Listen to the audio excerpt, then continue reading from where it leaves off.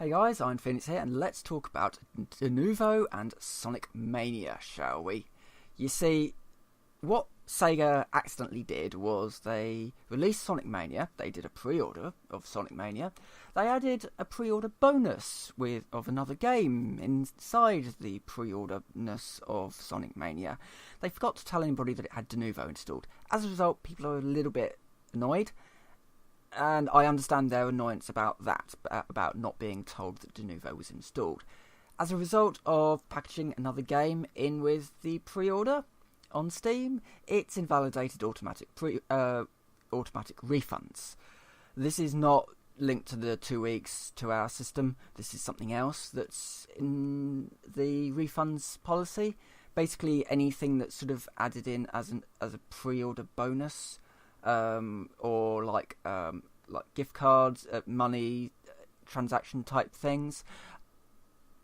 That basically invalidates refunds, and I think that's the problem that is kicking off the not being able to refund the pre-order, because suddenly it's been revealed that Denuvo is actually installed with Sonic Mania.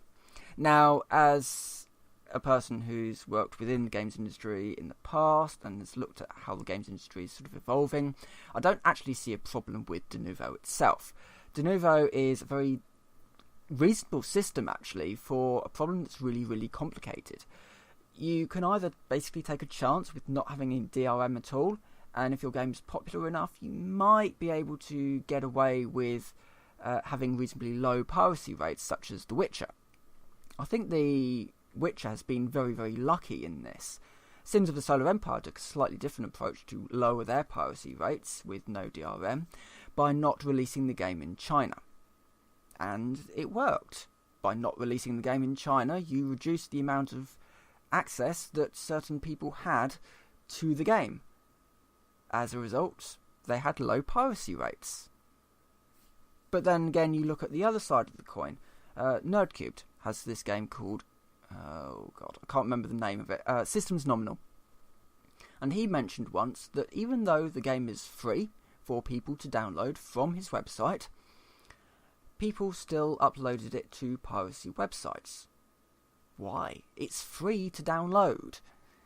So you then have that other issue where, because people are not going to the proper website where you can download it for free, people are taking their chances instead with piracy websites, which is bizarre, which is a very bizarre situation as far as the whole idea of piracy goes. Now, there are other ways to kind of limit your piracy levels, such as releasing demos. If you can release a demo that portrays your game in the correct sort of light, then it can be quite beneficial. If, however, your demo is a quick section that doesn't really, it's extremely optimized and it doesn't really portray the final product in a similar light, then it can be quite dangerous. And so, yeah, a demo is a very two-sided coin. However, it would then reduce the number of people saying, oh, well, I just pirated it because there are no demos available, so I demo the game for free, and then if I like it, I will buy it later on.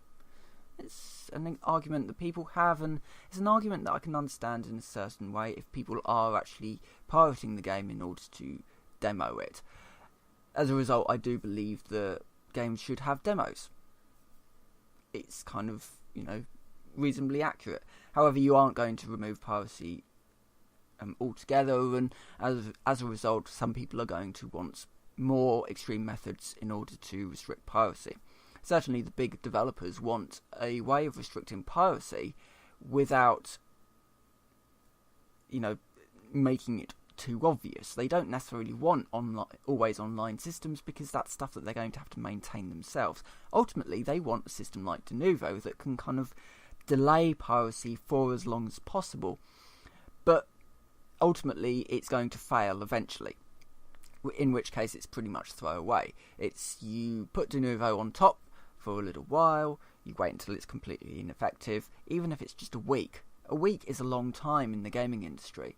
Your bulk of your sales are going to come from your pre-orders and day one purchases. They're not going to come from long-term stuff. So, and by the time you get to sales, well, people are just buying it cheap anyway, and it doesn't really matter. You want to get the bulk of your sales in that first week period. So if it's delaying for a week, then that's good. You know, and I know people will come in and say, well, Denuvo causes all these performance problems. None of this, quite a lot of it actually, has been debunked. And in its most lax setting, Denuvo basically, it checks in once when the game's installed, and then if there's a hardware change or if there's an update. If the game's being run in offline mode, or there's no internet, then it doesn't know if there's an update, and so it won't apply it, which means that it won't need to re-authenticate itself. So really, it's not really a problem.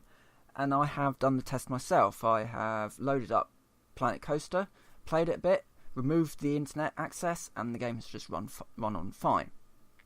And in the cinema test, I pulled the stick out because I'm on wireless. Pulled the stick out before I launched Planet Coaster. Launched it. It launched fine, and I was able to play the game just without the online features. So again, it's not really an issue. For me, anyway, Denuvo is just sort of this thing that runs in the background and doesn't really seem to cause too many issues. So anyway, that's been the big drama. All in all, I think Sega did screw up. I think that Sega should be honouring the refunds and just generally dealing with the situation as it arises. But anyway, with that I will say thank you very much for watching, and I will see you next time.